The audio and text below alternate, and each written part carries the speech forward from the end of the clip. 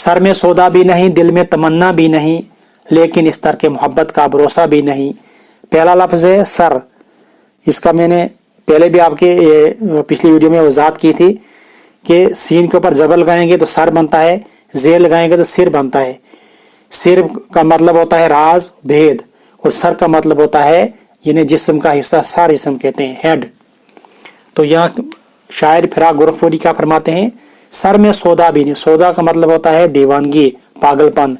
Sir में सौदा भी नहीं, दिल में तमन्ना भी नहीं। शायर फरमाते हैं कि मेरे जो सर मीन्स दिमाग, मेरे दिमाग में दीवानगी नहीं है, पागलपन नहीं है। किसका पागलपन? इश्क का पागलपन।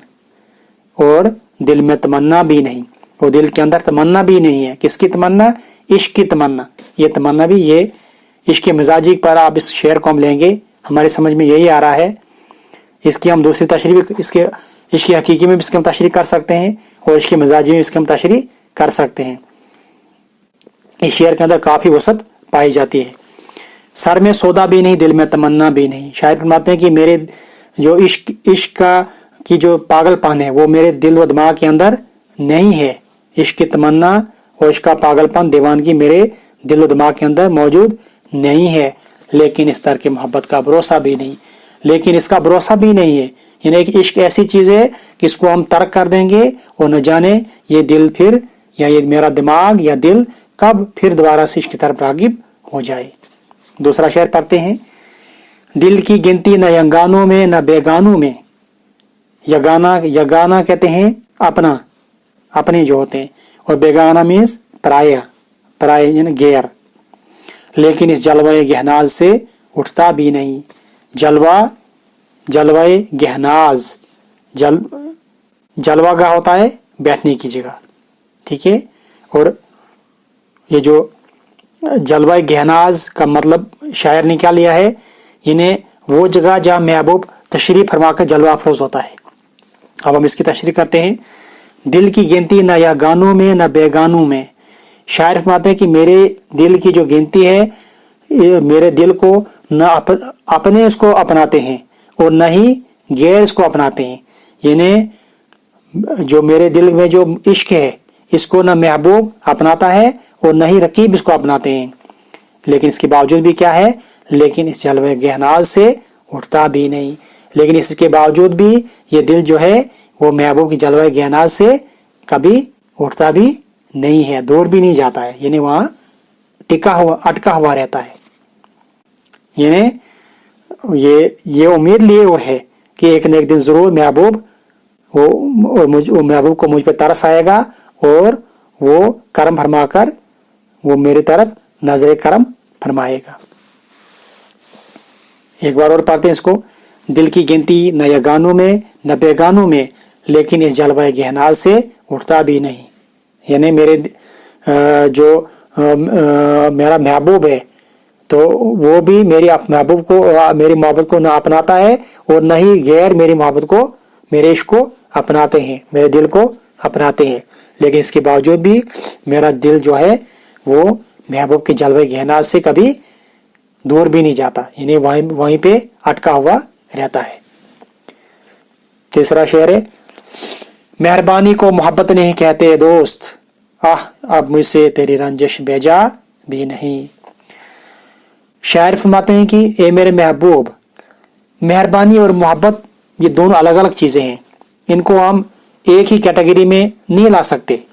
मेहरबानी एक अलग चीज है और मोहब्बत जो है वो अलग चीज है, हम दोनों को एक ही नहीं कह सकते। हाय अफसोस, आह मीन्स यहाँ पे वो अफसोस कर रहा है शायर, आह हाय अफसोस अब मुझसे तेरी रंजिश बेजा भी नहीं। क्या कहते हैं कि अब तो आप बेवजह मुझसे नाराज भी नहीं होते। मतलब ये कि पहले आप छोटी छोटी बातों पर मुझसे नाराज हो जाते थे, लेकिन अब आप ऐसा भी नहीं करते, आप मुझसे नाराज भी नहीं होते। मेहरबानी को मोहब्बत नहीं कहते दोस्त, आह अब मुझसे तेरी रंजिश बेजा भी नहीं। क्या फरमाते हैं शायर, एक बार और इसकी तशरीह करते हैं। शायर फरमाते हैं कि मेहरबानी का सलूक करना और चीज है और मोहब्बत करना, मोहब्बत दिल में किसी के लिए मोहब्बत होना ये और चीज होती है। दोनों को हम इकट्ठा नहीं कर सकते, दोनों को हम एक के नाम नहीं दे सकते। यानी ए दोस्त तुम्हें मुझसे मोहब्बत तो कभी थी ही नहीं, इसका मतलब ये है कि आपको कभी मुझसे मोहब्बत ही नहीं थी। आप यानी आप मुझसे मोहब्बत करोगे और फिर कहोगे मैंने आप पर मेहरबानी की, मीन्स कि आपको मुझसे मोहब्बत नहीं है, क्योंकि मेहरबानी और चीज़ है और मोहब्बत और चीज़ होती है। और दूसरे इसके मिसरे में क्या कह रहा है शायर, कहता है कि पहले आप मुझसे बेवजह नाराज होते थे, लेकिन अब आप मुझसे नाराज भी नहीं होते हो। ठीक है। तीसरा इसका अगला शेर पढ़ेंगे, चौथा शेर। एक मुद्दत से तेरी याद भी नहीं आई हमें, एक मुद्दत से तेरी याद भी आई न हमें, और हम भूल गए हूं तुझे ऐसा भी नहीं। शायर फरमा रहे हैं कि काफी मुद्दत हो गई कि मुझे आपकी याद नहीं आती है, मैं तुम्हें याद नहीं करता हूं, तुम्हें मिलने नहीं आता हूं, यानी मैं तुम्हें याद नहीं करता हूं। लेकिन इसका मतलब यह नहीं है कि हम तुझे भूल गए हों, आज भी हम तुम्हें याद करते हैं और तुम्हारी मोहब्बत मेरे दिल में बसी हुई है। ठीक है।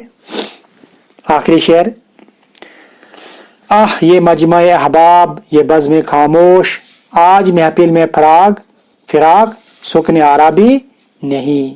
फिराक मीन्स फिराक गोरखपुरी, ये शायर अपना तखल्लुस से इस्तेमाल करते हैं।